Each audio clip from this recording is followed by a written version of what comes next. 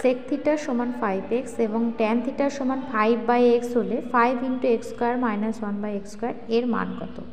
এবার ত্রিকোণমিতিতে sec theta এবং tan থিটার মধ্যে একটা সম্পর্ক আছে, সেটা হচ্ছে sec square theta minus tan square theta সমান 1। এটা খুব গুরুত্বপূর্ণ একটা সূত্র।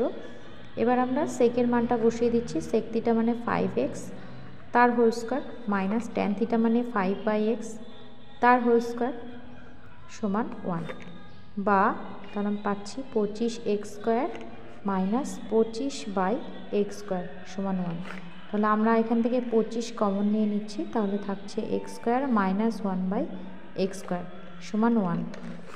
এবার আমরা 25কে লিখছি 5 × 5 × x² - 1/x² সমান 1। একটা 5কে ডান দিকে নিয়ে যাব, তাহলে বাম দিকে থাকবে 5 × x² - 1/x² সমান 1/5।